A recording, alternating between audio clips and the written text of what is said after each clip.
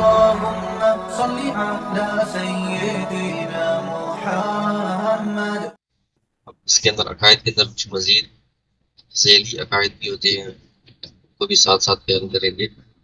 اس میں ایک اہم عقیدہ صحابہ کرام کے متعلق یہ ہے، ونحب اصحاب رسول اللہ صلی اللہ علیہ وسلم، جو رسول اللہ صلی اللہ علیہ وسلم کے صحابہ ہیں ان سے سب سے ہم محبت کرتے ہیں. صحابی کسے کہتے ہیں؟ کہ جس نے رسول اللہ صلی اللہ علیہ وسلم کی زیارت کو ایمان کی حالت میں وفات اور اس کا اسلام کی اوپر انتقال ہوا. اگر کسی نے صلی اللہ علیہ وسلم کی زیارت تو کی ہے لیکن ایمان کی حالت میں نہیں کی تو اور جتنے بھی مشرکین تھے سب آپ کو دیکھتے تھے لیکن ایمان نہیں لائے، کافر ہے. لیکن کسی نے آپ کی زیارت تو کی ہے لیکن اس وقت وہ مومن نہیں تھے، آپ کی ایک دنیا سے جانے کے بعد وہ ایمان لے آئے، صحابی نہیں کہا جائے گا کیونکہ ایمان کی حالت میں انہوں نے زیارت نہیں کی. اور کوئی اگر ایمان کی حالت میں آپ کی زیارت کی لیکن بعد میں وہ ایمان پر قائم نہیں رہے، بہت سے پہلے وہ ایمان سے پھر گیا تھا، مطلب مرتد ہو گیا نہیں پتا، وہ بھی صحابی نہیں کہلائے گا.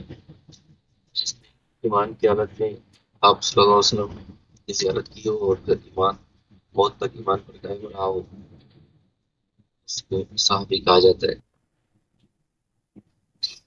تو صحابہ کرام کے بارے میں قرآن میں ان کا تذکیہ کیا گیا ہے، پاکی اور ان کی بخشش کا اور اللہ کا ان سے راضی ہونا، ان کا جنتی ہونا، یہ ساری چیزیں بار بار بیان کی گئی ہیں.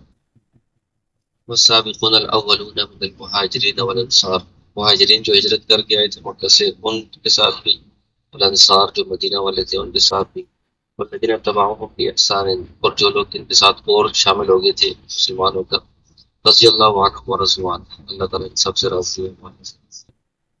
اسی طرح لقد رضی اللہ عن المؤمنین اذ یبایعونک تحت الشجرہ، صحابہ کرام درخت کے نیچے آپ سے بیعت کر رہے تھے بیعت رضوان، ان کے بارے میں آ گیا کہ اللہ تعالیٰ ان سے راضی ہو گیا کے لیے جنت کا اعلان ہے، اور بہت سارے ان کے لیے القابات، ان کے لیے بخشش کے اعلانات وغیرہ ہوئے ہیں. جن صحابہ کرام کو آپ نے نام لے کر کہا ہے کہ یہ جنتی ہے، جیسے وہ عشرہ مبشرہ صحابہ کرام میں 10 ان کو ایک مجلس میں آپ نے نام لے کر فرمایا کہ یہ جنتی ہے. ان سب صحابہ کرام سے محبت رکھنا یہ ہمارے ایمان کا عقیدے کا حصہ ہے. وَلَا نُفْرِطُ فِي حُبِّ أَحَدٍ مِّنْهُمْ، لیکن محبت کی جو اعتدال والی حد ہے اسی پر قائم رہیں گے. کسی کے محبت میں ہم افراط نہیں کرتے. افراط کا مطلب ہوتا ہے کہ حد سے آگے بڑھانا. اس لیے کہا ہے کہ جو روافظ ہیں شیعہ، وہ حضرت علی رضی اللہ عنہ سے محبت کا دعویٰ کرتے ہیں اور اس محبت میں ان کو حد سے آگے بڑھا دیتے ہیں. ان کو جو پہلے خلفاء ہیں ان سے آگے لے جاتے ہیں، یہاں تک کہ ان کو اللہ تعالیٰ خدا کے درجے تک پہنچا دیتے ہیں. یاری مدد کے جو مدد مانگتے ہیں شاہ کے لیے. ہم ایسا نہیں کرتے. ہم جو صحابہ کرام کی حد ہے اس کو اسی حد پہ رکھتے ہوئے ان سے محبت کرتے ہیں. وہ ہم انبیاء سے افضل نہیں سمجھتے، انبیاء کے برابر نہیں سمجھتے، خدا کے برابر ان کو نہیں لے کر جاتے. انبیاء کے بعد صحابہ کرام ساری مخلوق سے ساری امت سے افضل ہے. وَلَا نَتَبَرَّأُ مِنْ أَحَدٍ مِّنْهُمْ، اسی طرح صحابہ کرام جتنے بھی ہیں وہ سارے کے سارے وہ صحابی کا نجوم ستاروں کی طرح ہے. حدیث میں ہے سارے اللہ تعالیٰ ان سے راضی ہے، سب سے سارے سارے جنتی ہیں، گناہوں سے محفوظ ہیں. ان میں سے کسی سے بھی ہم تبرہ نہیں کرتے. تبرہ کا مطلب ہے کہ اس سے بندہ نفرت کا اظہار کرے، برات کا اظہار کرے، بیزاری کی، اس کو ہم نہیں مانتے. نہ اس بھی یہ بھی اس لیے کہا ہے کہ جو روافظ ہیں شیعہ، تو وہ حضرت علی رضی اللہ عنہ کے بارے میں تو افراد سے کام لیتے ہیں، ان کو بہت آگے بڑھا جاتے ہیں، باقیوں سے وہ برات کرتے ہیں.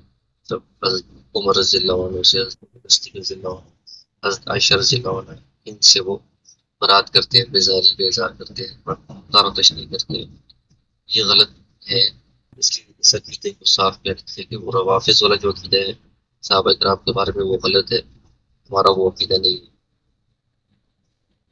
اسی طرح وَنُبْغِضُ مَن يُبْغِضُهُم، جو صحابہ کرام سے بغض رکھے گا، نفرت، ہم اس سے بغض رکھیں گے، کیونکہ حدیث میں آ گیا کہ ما اللہ فی اصحابی، کہ میرے صحابہ کے بارے میں اللہ تعالیٰ سے ڈرنا ہے آپ کو، لا تتخذوا فی عبادی غرضا، میرے بعد اشارہ نہیں بنانا، کام دشمنی کا، فمن احبهم فبی احبهم، جو مجھ سے محبت کرے گا تو وہ مجھ سے محبت کرے گا، ومن ابغضهم فبغضی ابغضهم، جو ان سے بغض رکھے گا وہ مجھ سے بغض رکھے گا۔ اس لیے جو صحابہ کرام سے بغض رکھتے ہیں تو ہم اس سے بغض رکھتے ہیں، مطلب اس کو ہم اچھا نہیں سمجھتے۔ وہ بغیر الخیر یذکرهم، جو بندہ صحابہ کرام کا تذکرہ کرے گا خیر کے علاوہ، تو ان کے بارے میں برا تذکرہ کرے گا، اس سے بھی ہم بغض رکھیں گے، اس کو ہم اچھا نہیں سمجھیں گے۔ ولا نذکرهم الا بخیر، اور ہم صحابہ کرام کا جب ذکر کریں گے تو صرف خیر والا ذکر ہی کریں گے، ان کے اوپر کوئی تنقید کرنا، کوئی ملامت کرنا، کسی طرح کا بھی اعتراض کرنا ٹھیک نہیں۔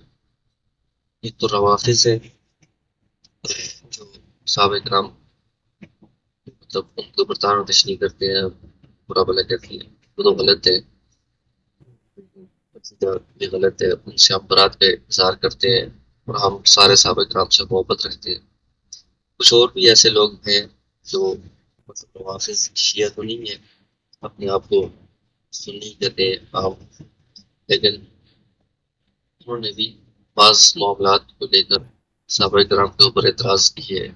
کچھ عرصہ پہلے مطلب یہاں ہی پاکستان میں انڈیا میں ایسے لوگ تھے جو کچھ کتابیں لکھی، کچھ نے ویسے مطلب تقریروں میں بات چیت میں ایسی باتیں تھیں کہ جو شروع میں ایسے معاملات ہیں، کچھ قرآن میں بھی ان کا ذکر ہے، حدیث میں بھی کسی سے کوئی غلطی ہو جاتی ہے وہ بعد میں پھر اس کی معافی ہو جاتی ہے۔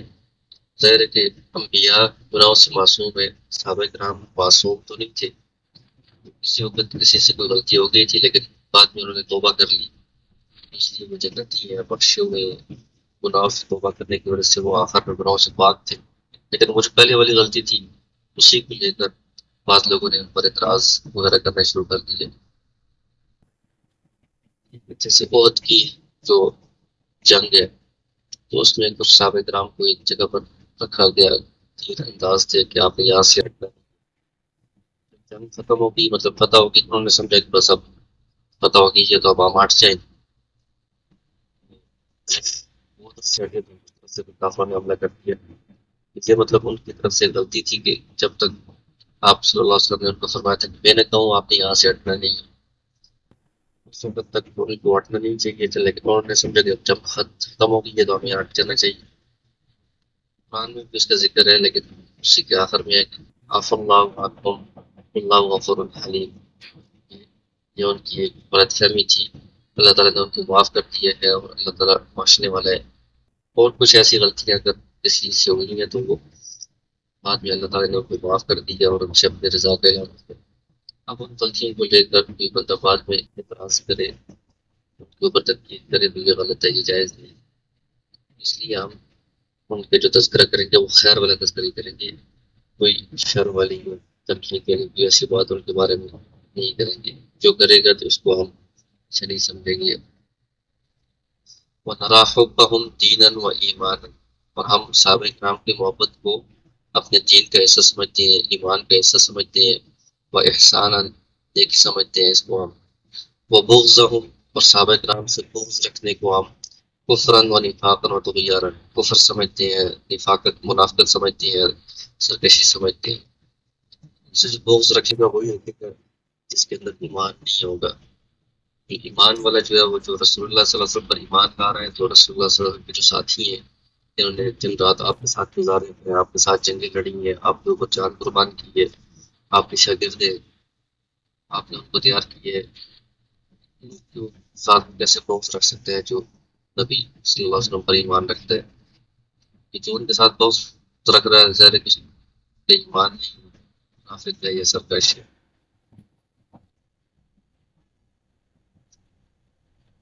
اور پھر صحابہ اکرام کے اندر مختلف درجات ہیں،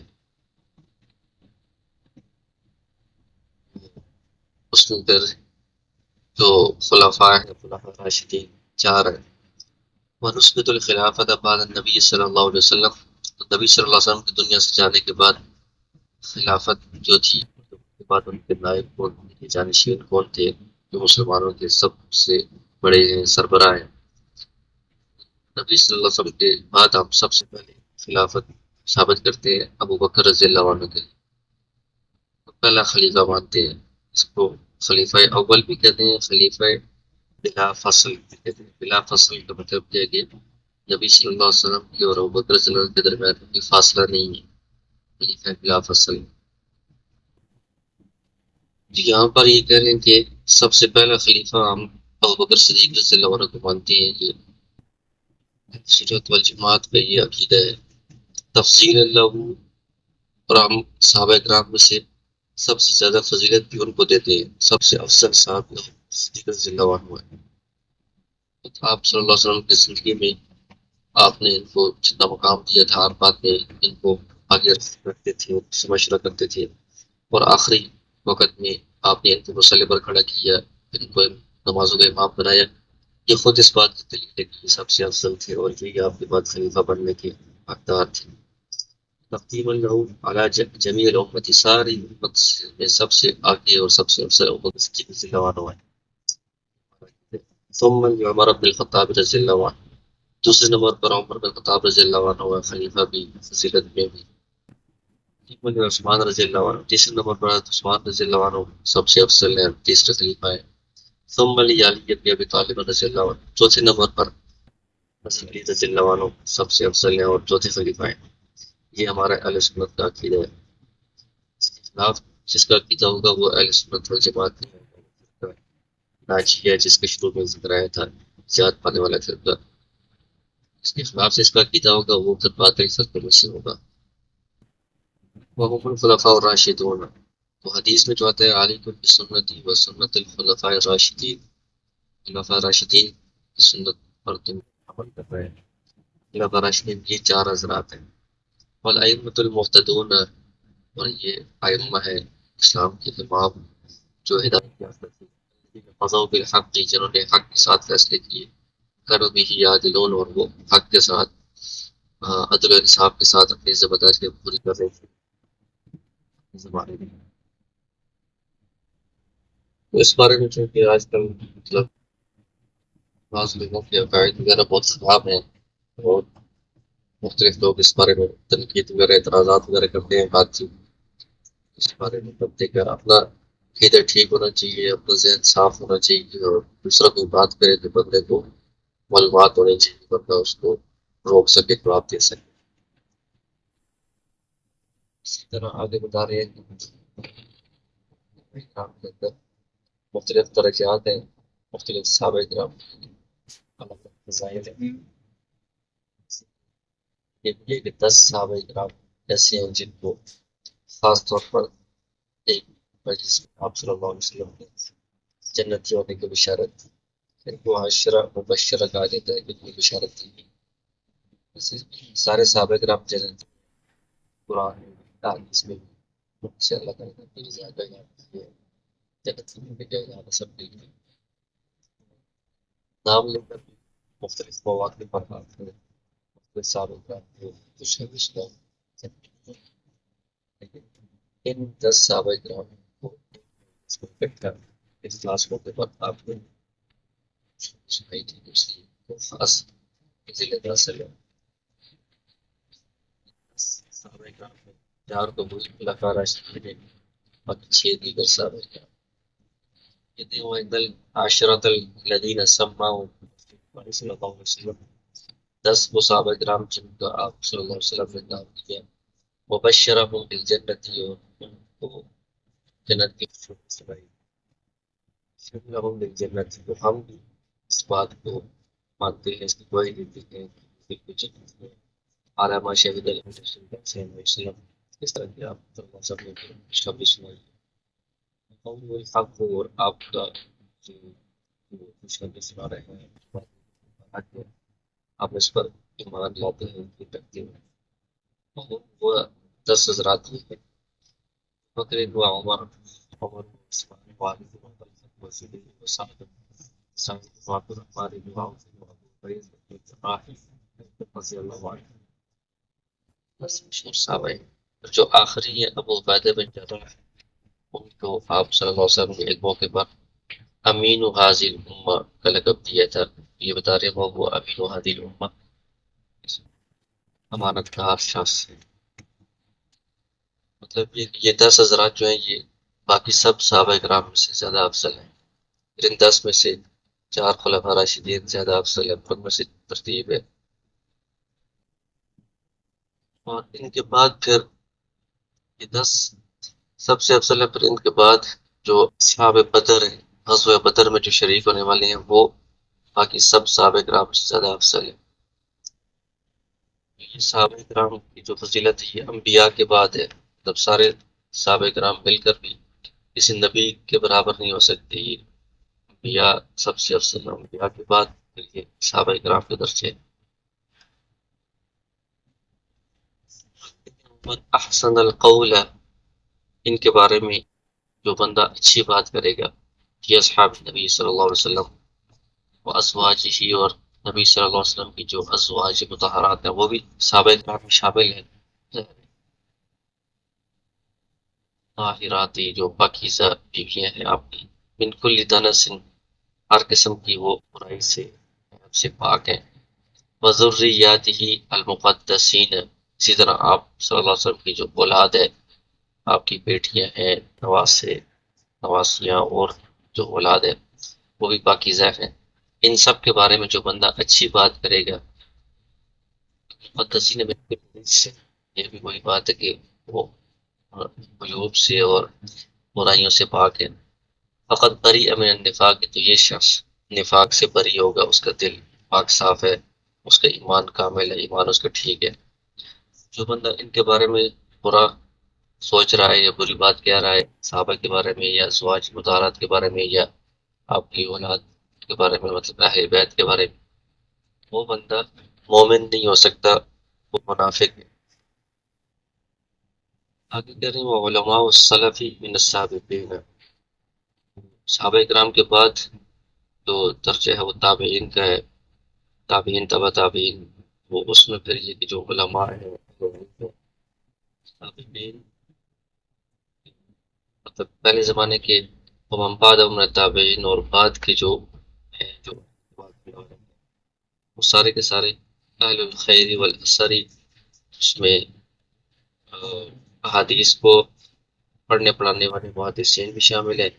اہل الفقہ والنظر، فقہی جو مسائل ہیں ان کو مرتب کرنے والے، اور اس میں نظر کا مطلب ہے کہ اجتہاد کر کے مسائل کو استنباط کرنے والے فقہا، وہ بھی اس میں شامل ہیں۔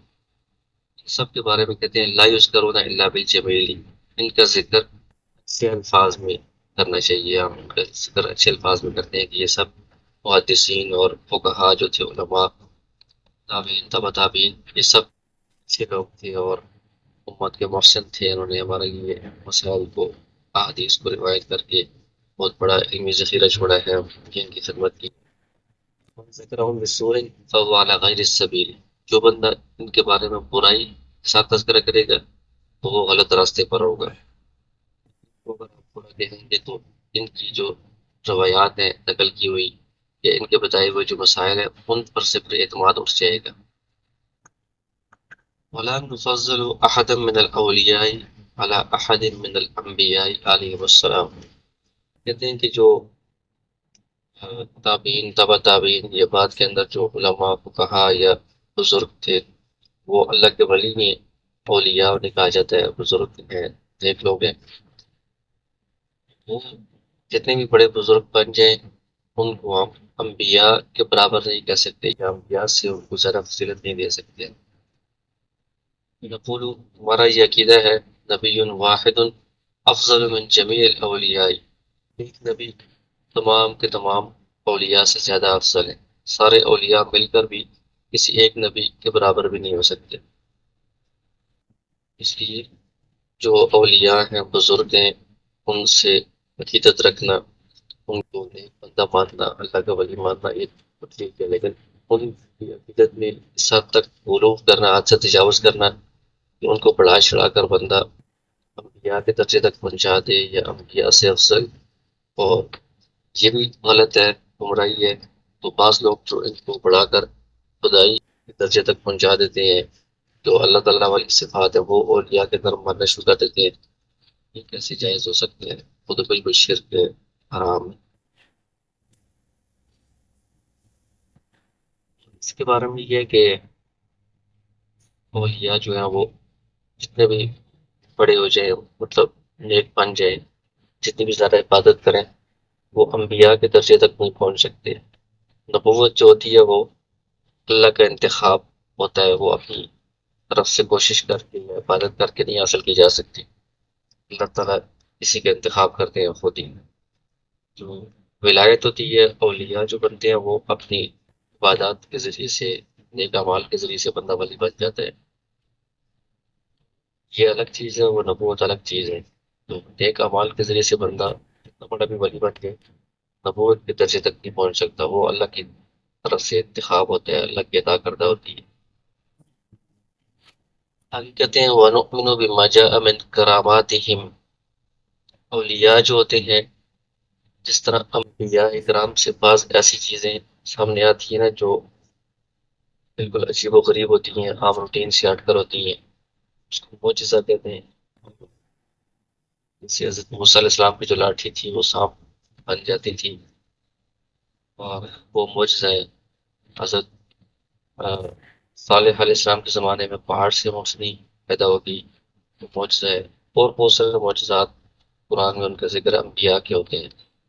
اسی طرح بعض اللہ کے نیک جو بندے ہوتے ہیں، ولی اولیاء، ان کے ہاتھ پر بھی کوئی ایسی بعض عجیب و غریب چیزیں سامنے آ جاتی ہیں جو عام طور پر نہیں ہوتی، عام روٹین سے ہٹ کر، اس کو کرامت کہتے ہیں۔ کرامات ہیں اولیاء کے ذریعے سے جو صادر ہوتی ہیں، ان پر بھی ہم ایمان رکھتے ہیں، یقین رکھتے ہیں کہ یہ برحق ہے۔ مصح عن الثقات من روایاتهم، اور جو ثقہ راوی معتبر راویوں سے مروی ہے کرامات، وہ درست ہے، ان کو ہم مانیں گے۔ کوئی ایسے بزرگوں کے بارے میں جو صحیح سند کے ساتھ مروی ہوں، مستند کتابوں میں موجود ہوں کہ اس بزرگ کے سامنے یہ بات پیش آئی تھی، اس بات کو ہم مان لیں گے۔ ایک تو سند اس کی صحیح ہے، تو صحیح سند کے ساتھ جو بات ثابت ہوتی ہے، وہ بات درست ہوتی ہے، اس کو ماننا پڑتا ہے۔ دوسرا یہ کہ وہ جو کرامت ہے، اس میں اس ولی کا کمال نہیں ہوتا، بلکہ وہ اللہ کی طرف سے ہوتی ہے۔ اس طرح معجزہ جو ہے وہ اللہ کی طرف سے نبی کو عطا ہوتا ہے، کرامت جو ہے وہ بھی اللہ کی طرف سے اس ولی کے ہاتھ پر ظاہر ہوتی ہے۔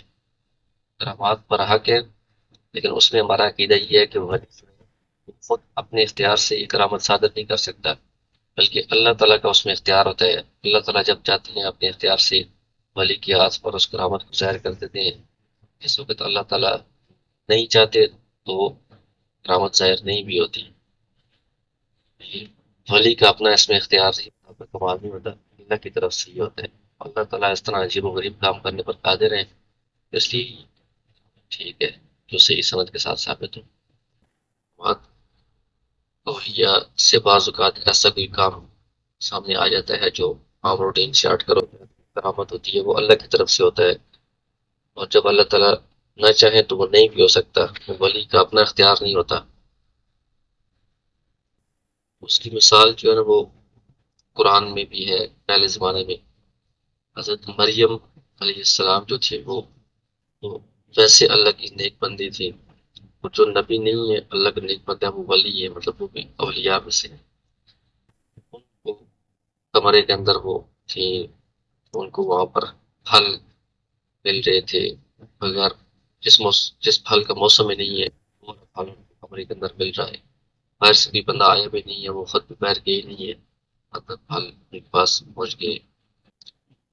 تو وہ کیا تھا، وہ ان کی کرامت تھی، اللہ کی طرف سے وہ ان کو پھل غیب سے ملی۔ اسی طرح اور پہلی امتوں میں نیک لوگ تھے، انبیاء کے علاوہ، ان کو ایسا عجیب غریب ان کے ساتھ معاملہ پیش آیا تو وہ کرامات تھی۔ بعد میں بھی صحابہ اکرام کے ساتھ بھی ایسے معاملات ہوئے، وہ ان کی کرامت تھی۔ عمر رضی اللہ عنہ نے وہ آواز دی کوئی لشکر تھا کسی دوسرے ملک میں، یہاں سے مدینہ سے ان کو آواز دی، وہ آواز ان تک پہنچ گئی، یہ ان کی کرامت تھی۔ اور صحابہ اکرام کی بہت ساری کرامات ہیں، حدیث کی کتابوں میں صحیح سند کے ساتھ ثابت ہیں، تو وہ برحق ہیں، وہ ہم مانتے ہیں۔ لیکن اس میں وہی ہے کہ وہ کرامت اللہ تعالیٰ کے اختیار سے صادر ہوتی ہے، ولی تو اس میں اپنا اختیار نہیں ہوتا ہے۔